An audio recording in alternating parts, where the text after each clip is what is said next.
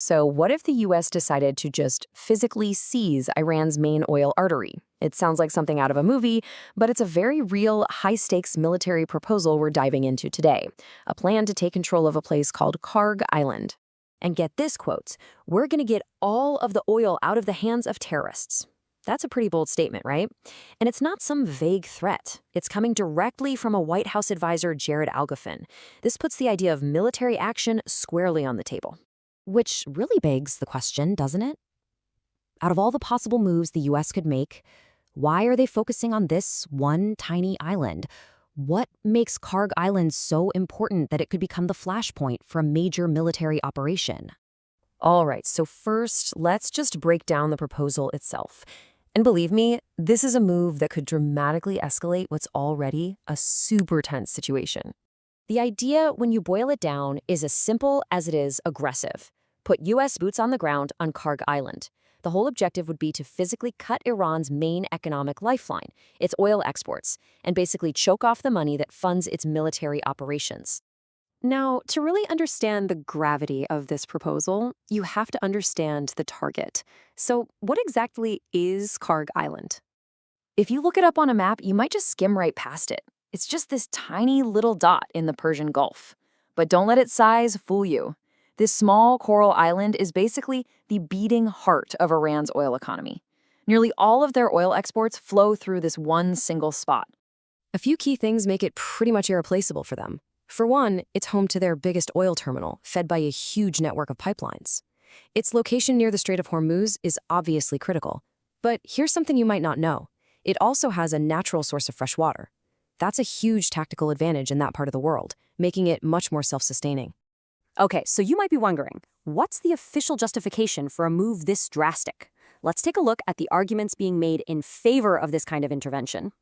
Well, the people who support this idea, folks like former Pentagon official Michael Rubin, they don't see it as some complex problem.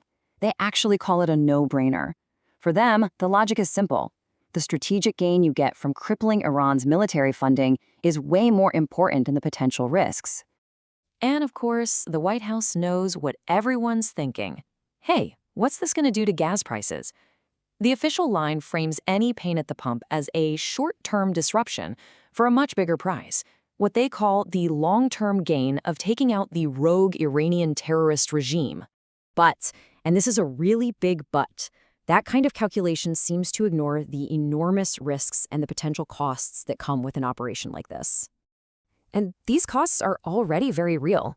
In just the short time since this conflict started, 6 U.S. service members have been killed.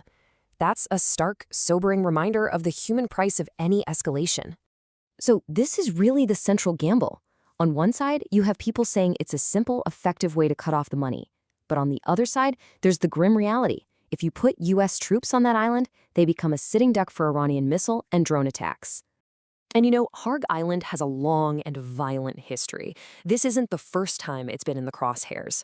During the Iran-Iraq War back in the 80s, its oil infrastructure was just relentlessly bombed. So this isn't some new strategic weak spot. It's a historical vulnerability that's now, once again, at the center of a major conflict. Okay, so let's zoom out for a minute. Because ultimately, this isn't just about military strategy. This is about the bigger picture: global energy politics, the economy, and, yep, the price you and I pay at the pump. This whole proposal isn't just happening in a vacuum. It's coming at a time when the U.S. president is facing immense political pressure over soaring gas prices.